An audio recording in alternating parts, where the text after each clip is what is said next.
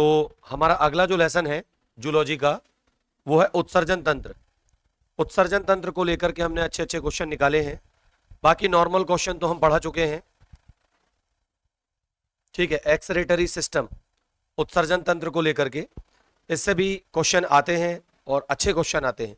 तो चलिए देखते हैं किस टाइप के क्वेश्चन हमने आपके लिए निकाले हैं जो पहले आ चुके हैं, आईएमपी हैं, ठीक। देखिएगा सबसे पहले नंबर पर क्या दिया गया है,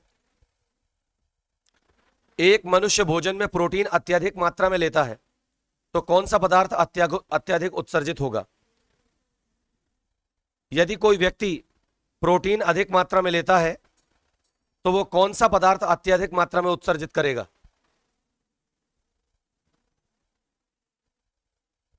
क्या आएगा,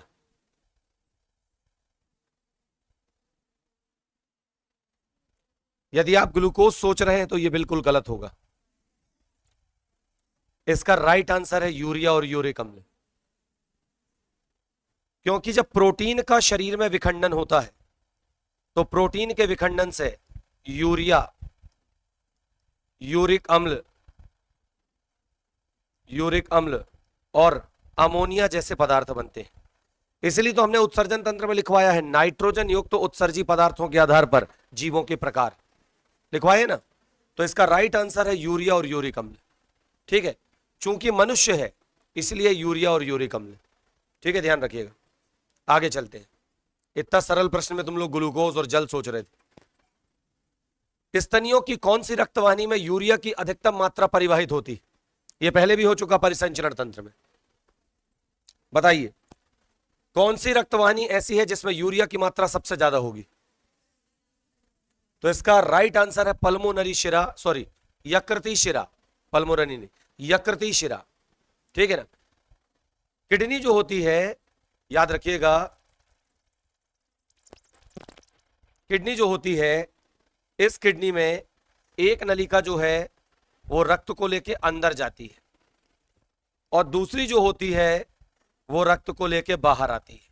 तो जो अंदर जाती है वो है यकृती शिरा, जो रक्त को छनाने के लिए अंदर लेके जाती है, और जो बाहर आती है उसका नाम है क्या, तो हम कहेंगे यकृत धमनी या यकृती धमनी, जिसमें यूरिया की मात्रा न्यूनतम होती है। आ रही बात समझ में, क्योंकि अंदर पूरी छन गई ना तो अब बहुत कम होगी इसमें, ठीक है कि नहीं। तो इसलिए राइट आंसर है क्या, यकृती शिरा, जो रक्त को अंदर लेके जाती है छनाने के लिए, उसी में हम कहेंगे यूरिया ज्यादा मात्रा में होती है, ठीक है। आगे चलते हैं।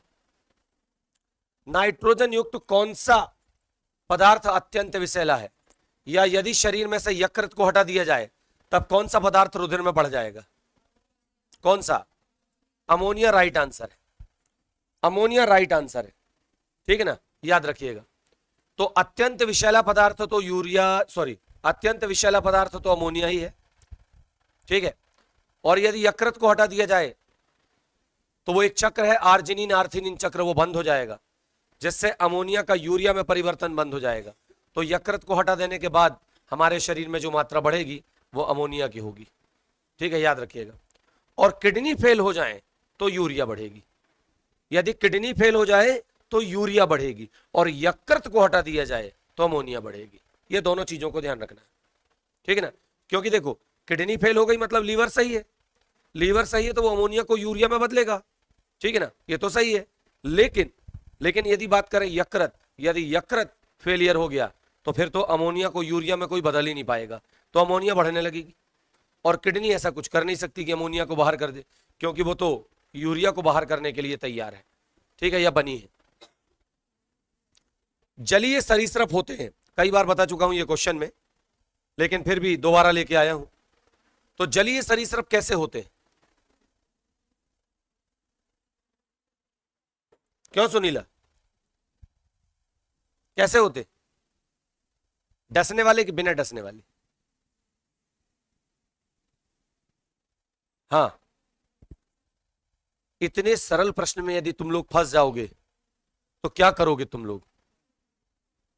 जलीय सरीसृप यूरियोटैलिक होते, भाई वो सरीसृप है, सरीसृप, ठीक है ना। तो सरीसृप कैसा होता है, यूरियोटैलिक, ठीक है ना। सरीसृप यूरियोटेलिक होते हैं। भले जलीय लिखा है लेकिन कंफ्यूज करने के लिए लिखा है, सरीसृप यूरियोटेलिक होते हैं, याद रखिएगा। और इसके अलावा जो बहुत ज्यादा शुष्क स्थानों में रहते हैं वो यूरिकोटेलिक भी हो सकते हैं। अर्धठोस रूप में नाइट्रोजनी अवशिष्ट उत्सर्जित होते हैं। हाँ, A B C D, C right answer. याद रखिएगा, अर्धठोस रूप में यदि कोई नाइट्रोजनी उत्सर्जित होता है तो वो यूरिकोटेलिक है, जैसे छिपकली वगैरह, ठीक है ना, याद रखिएगा।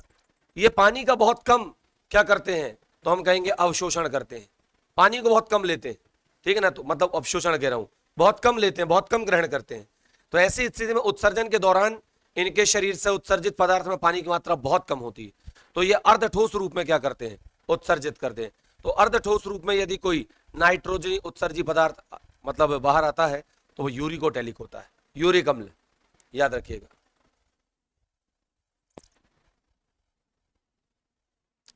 एक मनुष्य काफी लंबे समय तक भूखा रहता है तो इसके मूत्र में असामान्य मात्रा में क्या पाया जाता है? इसका राइट आंसर है कीटोन काय। याद रखिएगा, कीटोन से लिखा है लेकिन राइट आंसर है कीटोन काय, याद रखिएगा। सी नहीं रे, सी नहीं, बी भी नहीं, डी राइट आंसर आएगा। एक मनुष्य काफी लंबे समय तक भूखा रहता है तो इसके मूत्र में असामान्य मात्रा में क्या पाया जाता है? कीटोन काय, याद रखिएगा। ये जो कीटोन काय हैं इनके शरीर में रहने से भूख कम लगती है, याद रखिएगा, ठीक है ना, भूख कम लगती तो व्यक्ति लंबे समय तक भूखा रह सकता है। अब बताइए, ये सरल है, इसके लिए मैं वेट करूंगा आपके उत्तर का।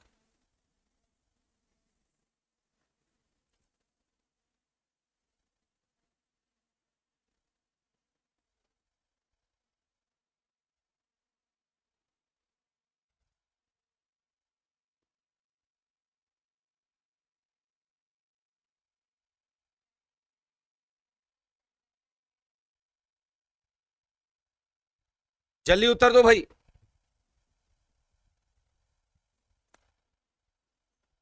इसका राइट आंसर आएगा वयस्क मेंढक में यूरिया और टेडपोल में अमोनिया, ठीक है।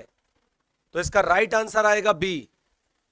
ए गलत है, ए गलत है, जितने लोग ए बोल रहे हैं सबका गलत है, बी राइट आंसर।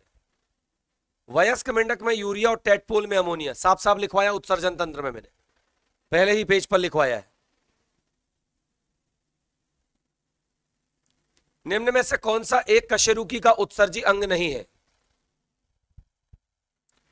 निम्न में से कौन सा कशेरुकी का एक उत्सर्जी अंग नहीं है? कौन? देखो, यकृत तो है, अमोनिया को यूरिया के रूप में उत्सर्जित करता, फेफड़ा है, CO2 उत्सर्जित करता है, त्वचा अतिरिक्त जल को, ये नहीं है, ठीक है। तो राइट आंसर आएगा क्या?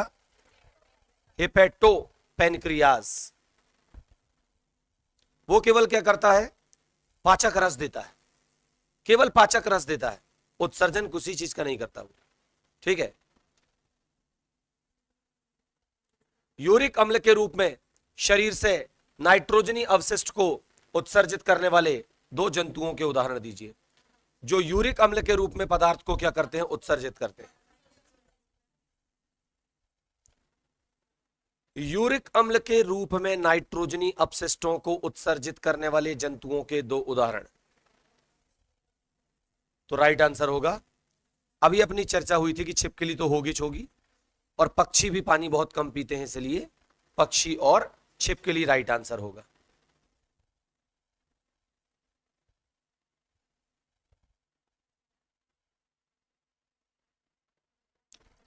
अमीबा में परासरण नियंत्रण से कौन से संबंधित है?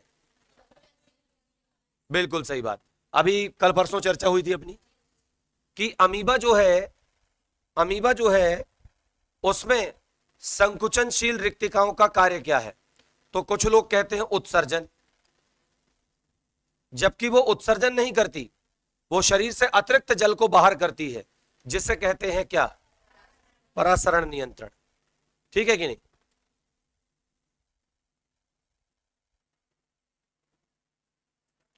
कौन सा एक उत्सर्जी अंग है? Archaeocyte, choanocyte, pinacocyte, solenocyte. कौन सा एक उत्सर्जी अंग का प्रकार है? Archaeocyte, choanocyte, pinacocyte, सोलेनोसाइट।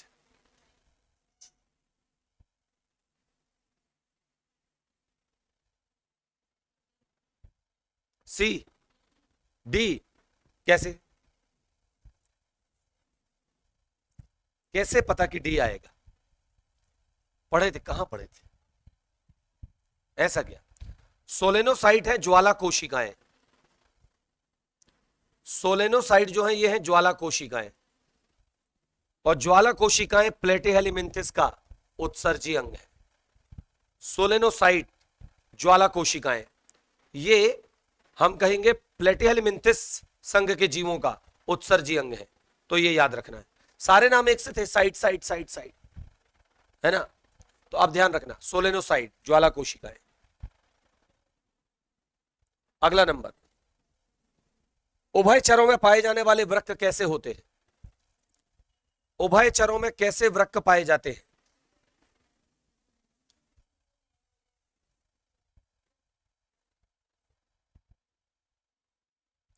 उभयचरों में पाए जाने वाले वृक्क कैसे होते हैं? मीजो, पक्का। इनमें निम्न कोटि के वृक्क पाए जाते हैं जिसे मीजोनेफ्रिक कहा जाता है। बिल्कुल सही बात, मीजोनेफ्रिक। ठीक,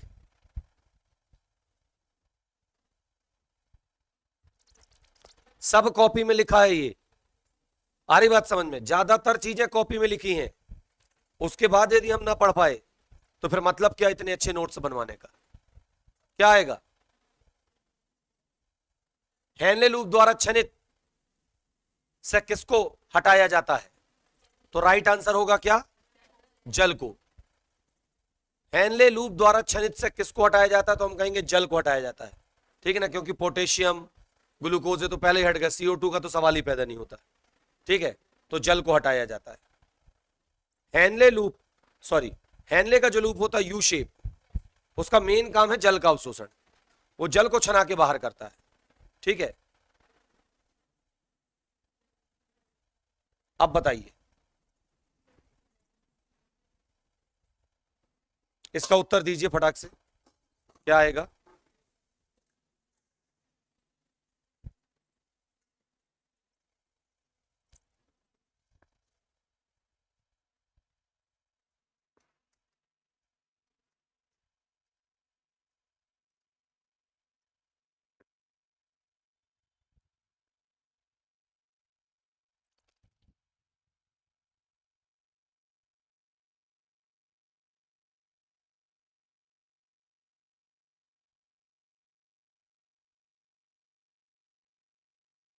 क्या धनाधन आंसर दिया है इन लोगों ने। रेनिन का श्रावण किसके द्वारा होता है? क्या आएगा?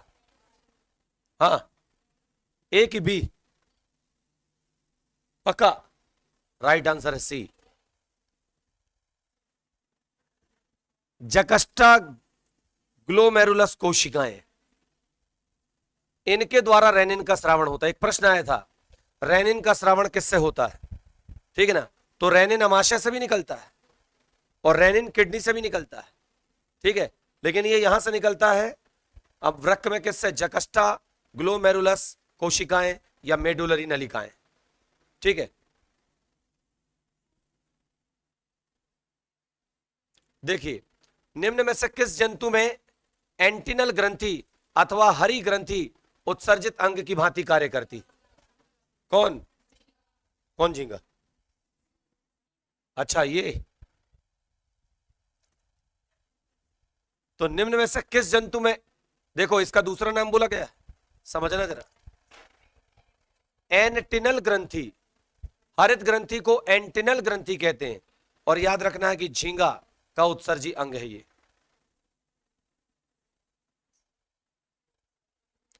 हेनले लूप की आरोही भुजा किसके लिए पारगम्य होती है?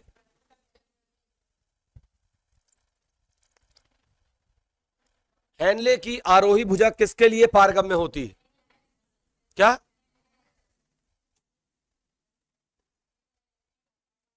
राइट आंसर है Na+, जल नहीं। याद रखना, ये जो भुजा आ रही है ये नीचे, ये है कौन सी? अवरोही। और अवरोही जो होती है ये जल के लिए पारगम्य होती, और ये जो ऊपर चढ़ रही है ये है कौन सी? आरोही, ऊपर चढ़ रही है, ये Na+ और Cl- के लिए पारगम्य होती है। तो राइट आंसर क्या है? Na+। वहां अपारगम्य होता तो जला जाता है, अपारगम्य होता तो जला जाता है। वृक्क की दूरस्थ स्रावी नलिका मतलब दूरस्थ कुंडलित नलिका में जल का पुनः अवशोषण नियंत्रित करता है कौन? तो एंटी डायूरेटिक हार्मोन। क्या यह सही हो सकता है? वृक्क की दूरस्थ कुंडलित नलिकाओं में जल के पुनः अवशोषण को नियंत्रित करने वाला एक ही हार्मोन है, एंटी डायूरेटिक हार्मोन। ठीक है,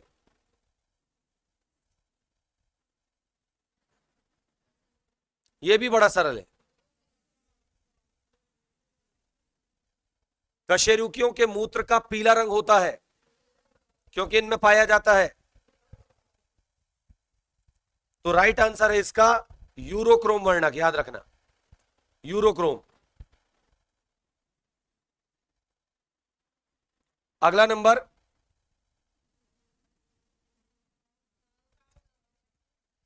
हाँ, जोड़ों का शोथ जो यूरिक अम्ल के जमा होने के कारण हो सकता है उसको क्या कहते हैं? गाउट या गठिया। शोथ बोले तो सूजन, तो जोड़ों का सूजन जो यूरिक अम्ल के जमा होने के कारण उत्पन्न होता है तो क्या कहलाता है? तो हम कहेंगे गाउट या गठिया कहलाता है। ठीक है, याद रखिएगा। ये सब पढ़ चुके हैं अपन, सब पढ़ चुके हैं। अभी उस दिन ये भी आया था मिस्थेनिया ग्रेविस, ठीक है ना, किसी तंत्र के अंतर्गत पढ़े थे ना, इसको भी देखना किसी पीडीएफ में होगा। यकृत में कौन सा चक्र यूरिया के संश्लेषण के लिए जरूरी है? सिट्रुलिन चक्र, क्रेब्स चक्र, नाइट्रोजन चक्र, आर्थिनिन चक्र। तो इसका राइट आंसर है आर्जिनिन आर्थिनिन चक्र। आर्जिनिन आर्थिनिन चक्र। यकृत में यदि यूरिया का संश्लेषण हो सकता है तो उसके लिए एकमात्र चक्र है आर्जिनिन आर्थिनिन चक्र। ठीक है,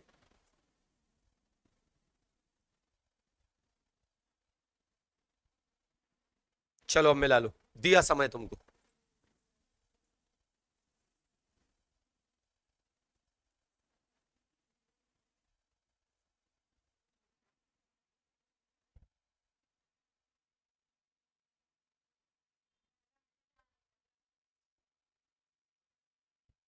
हाँ,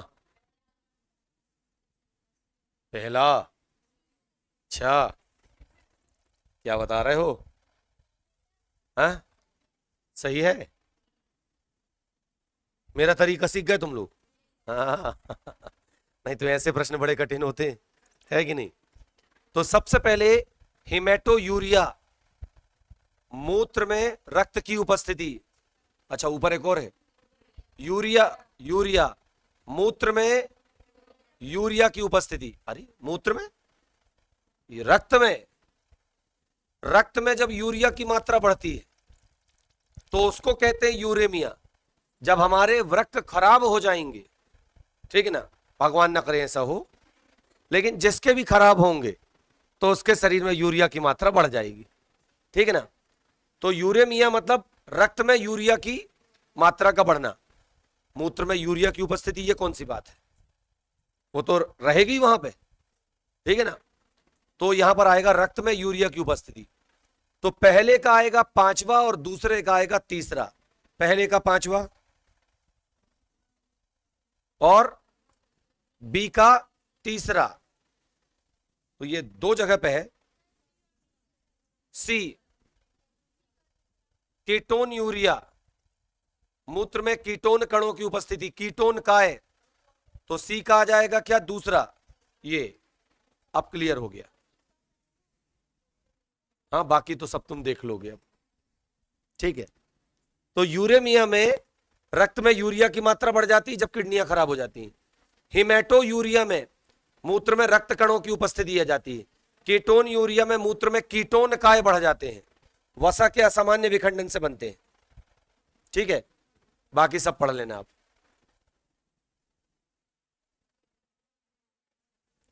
नेफ्रॉन में पूर्ण रूप से अवशोषित होता है कौन? ग्लूकोज। कहां अवशोषित होता है? पीसीटी में। पीसीटी में नेफ्रॉनों में पूर्ण रूप से अवशोषित होने वाला पदार्थ है पीसीटी। ठीक है कि नहीं?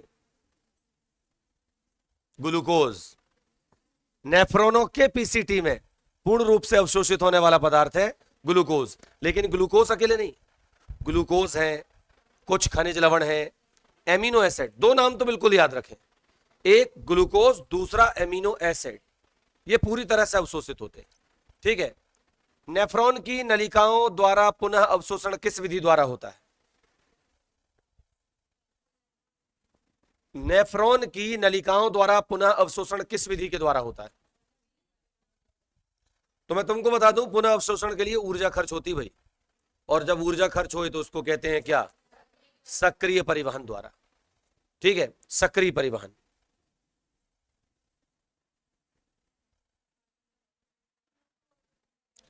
आर्निथीन चक्र में अपशिष्ट पदार्थों का कौन सा युग्म रक्त से हटा दिया जाता है? आर्निथीन चक्र में अपशिष्ट पदार्थों का कौन सा युग्म रक्त से हटा दिया जाता है? तो आर्निथीन चक्र में अमोनिया को हटा के यूरिया में कन्वर्ट किया जाता है। ठीक है ना? और CO2 की अमोनिया से क्रिया करा के उसे यूरिया में बदला जाता, अपन ये कहेंगे। तो राइट आंसर क्या आएगा? सी आएगा, CO2 और अमोनिया। ठीक है, बिल्कुल सही उत्तर दे रहे हैं आप लोग भी। अब देखो, हेनले लूप का मुख्य कार्य क्या है? जल का संरक्षण करना। बिल्कुल सही बात। हेनले लूप का जो मुख्य कार्य है वो है जल का संरक्षण करना। ध्यान रखिएगा, जल का संरक्षण। क्यों? क्योंकि हेनले लूप से यदि ध्यान से देखा जाए तो बड़ी मात्रा में जल को अवशोषित किया जाता है, तो ज्यादा मात्रा में जल को उत्सर्जित होने से रोकने का काम हेनले का लूप करता है। ठीक है ना? और वो भी ADH की प्रेरणा से। ठीक है, याद रखिएगा, ADH की प्रेरणा से।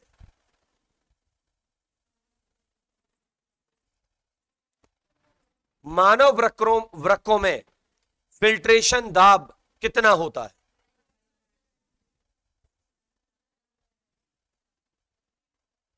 नहीं, होता कितना है? 20 mmHg। तो 20 किसके निकट है? 15+। ठीक है ना? 15+, मतलब 15 से ऊपर। ठीक है, 15 के नीचे नहीं होता, 15 के नीचे छनन ही नहीं होगा, 15 से ऊपर होना चाहिए, याद रखिएगा। तो 20 सही बताया गया है ना, 20 mmHg। मेनोपोज के समय यूरिनरी उत्सर्जन में किसकी मात्रा अधिक होती है? मेनोपोज बोले तो रजो निवृत्ति। तो रजो निवृत्ति के समय यूरिनरी उत्सर्जन में, मतलब यूरिया उत्सर्जन में किसकी मात्रा अधिक देखने को मिलती? कौन सा हार्मोन ज्यादा आता है? क्या कंफ्यूजन है इसमें तुम लोगों को? ये दोनों का तो कोई लेना देना है ही नहीं, गाड़ी यहीं फंस रही है। राइट आंसर है FSH, फॉलिकल स्टिमुलेटिंग हार्मोन। ठीक है कि नहीं?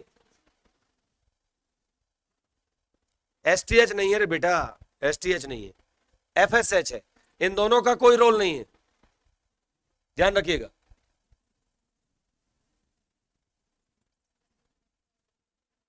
याद होगा मैंने तुमको कहा था कि चक्र एक बार बुक में जाके देख लेना, कम से कम कौन कौन से घटक भाग लेते हैं ये तो पता रहे अपने को। वहीं से क्वेश्चन मैंने निकाला है। ABCD कौन सा? D B। चलो ठीक, ये कैसे गलत हो गया? क्या इसमें फ्यूमेरिक अम्ल दिया? ये तो बनता है, ये तो बनता है, भाग थोड़ी लेता है। ठीक है, तो आर्निथीन, सिट्रुलिन, आर्जिनिन। ठीक है ना? ये कंफर्म है।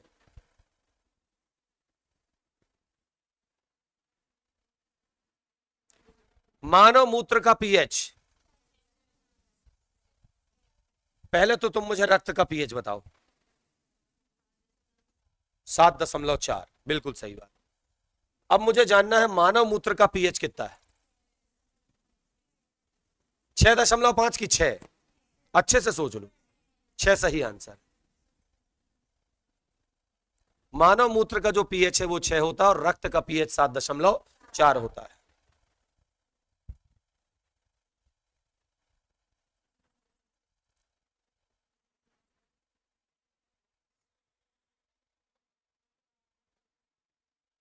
हाँ, प्रोटोनेक्रिडिया लिखा, नेफ्रिडिया है वो, फिर ये नेफ्रिडिया मेल पिगियन नलिकाएं।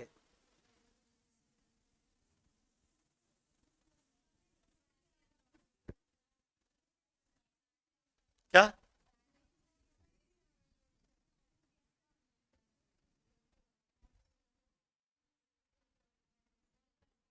तुम क्या कहना चाह रहे हो, मुझे समझ नहीं आया। ऑप्शन वो तुम्हें समझना है ना, मैं क्या समझाऊं। पेपर में ऐसे ही आ गया तो तुम कहोगे ऑप्शन नहीं समझ में आ रहा है, तो कहेगा तू जान, तेरा काम जान, नहीं आ रहा तो क्या पढ़ के आई। भाई ये कहना चाह रहा है डी का पहला, सी का दूसरा, बी का तीसरा, ऐसा। गजब करते हो यार। हाँ देखो, सबसे पहले जो, देखो ऑप्शन तो बड़े सरल है, तुमको यहां फंसाया उसने, तो कुछ ना कुछ तो कठिन दिया है। अब नेफ्रिडिया तुम बहुत अच्छे से जानते हो, मेल पिगियन नलिका जानते हो, ठीक है ना, एनटीएल अब भी बताया था, है कि नहीं। तो मिला लो, डी का पहला, तो डी का पहला यहां दिया है, डी का पहला यहां दिया है, और डी कहीं नहीं दिख रहा है, ठीक है। अच्छा, अब इसके बाद यहां पर देखो आप कौन सा, सी का दूसरा, सी का दूसरा तो सब में है, ठीक है। फिर डी का, नहीं डी का तो हो गया, फिर कौन सा आएगा, बी का, बी का तीसरा, बी का तीसरा कहां है, यहां, ये बी का चौथा, ये बी का चौथा गलत है, ये बी का पहला गलत है, तो राइट आंसर कौन सा हो गया, ए हो गया, निकाल लिया अपन ने, ठीक है ना। पहले किसी एक को पकड़ो, भाई बी में अपने को दिया तीसरा, तो बी का तीसरा कहां कहां है, तो बी का तीसरा यहां है, यहां बी का चौथा, यहां बी का चौथा, ठीक है ना, और यहां बी 2 बार दिया, गलत। मतलब हो सकता है कि यहां डी और डी हो, उससे बाई मिस्टेक ऐसा हो गया हो, है ना, क्योंकि यहां डी डी सी, ठीक है ना, और यहां पर मिक्स कर दिया अपने को कंफ्यूज करने के लिए, तो यहां पर डी होना था, ठीक है ना, दोनों जगह, यहां पे, ठीक है। तो अपने को ऐसा मिलाना है और ऐसा मिला के एक एक करके निशान लगाते जाना है, ऑटोमेटिक पता चल जाएगा, ठीक है। कितने हैं भाई, 30 हो गए। निम्न में से कौन सा जंतु यूरियोटेलिक नहीं है, कौन यूरियोटेलिक नहीं है,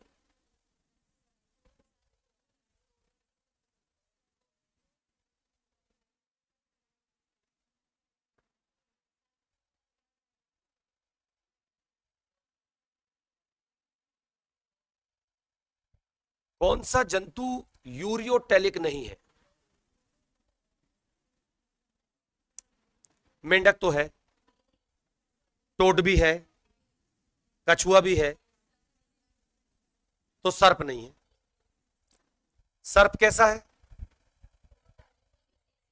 सर्प है यूरिकोटेलिक, और जलीय सरीसृप है यूरियोटेलिक। आ रही बात समझ में, हाँ, तो यहां पर ये जो है नहीं होगा, ठीक है। और पढ़ोगे, बाकी कल देखें, पढ़ लेंगे, इतना ही थे। तो ये आज के क्वेश्चन ये समाप्त हुए, एक एक अध्याय करके हम समझ रहे हैं। क्या लग रहा है, सरल आएगा पेपर, आएगा कि नहीं आएगा। अभी और पेपर सेट हल करेंगे अपन, तुम खुद देख रहे हो पेपर सेट में जो आ रहा है, पेपर सेट में 90% क्वेश्चन अपनी कॉपी से, 80 से 90% क्वेश्चन पूरे कॉपी से। सही बात है कि नहीं। और अभी अपन क्या कहना चाहिए, बहुत जल्द 20 के और सेट में अगले हफ्ते में लेके आने वाला हूं, ठीक है ना। और उसके बाद फिर 21 के सेट बिल्कुल लास्ट लास्ट में देखेंगे अपन, ठीक है। तो उससे भी अपने को पता चल जाएगा कि जो पिछले साल भी आया था वो बहुत कुछ अपने पेपर से था। इंग्लिश बस कुछ पेपरों में गड़बड़ आई, ठीक है ना, लेकिन हर पेपर में नहीं आई, ठीक है।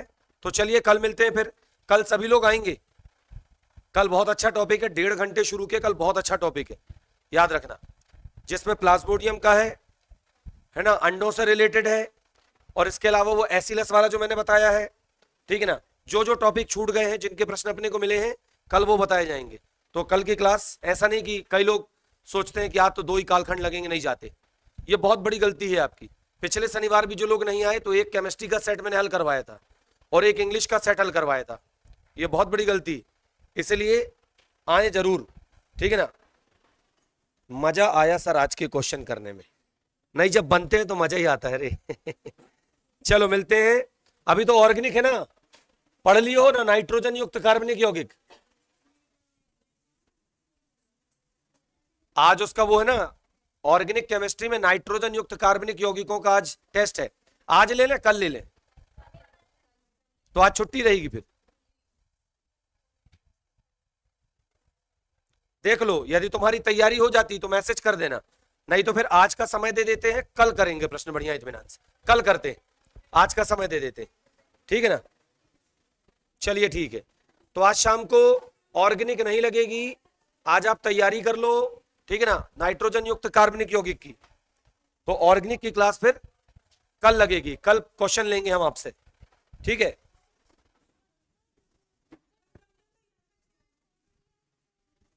क्या क्या, ये मेंढक का बड़ा रूप है, मेंढक का बड़ा रूप जो जमीन के अंदर रहता है, और जब बरसात होती है ये जंगलों में पेड़ के पास निकलते हैं फिर। कल केवल इंग्लिश का टेस्ट है और बाकी बायोलॉजी में पढ़ाऊंगा पूरी, ठीक है ना। ठीक है, कल लेंगे, है ना बेटा।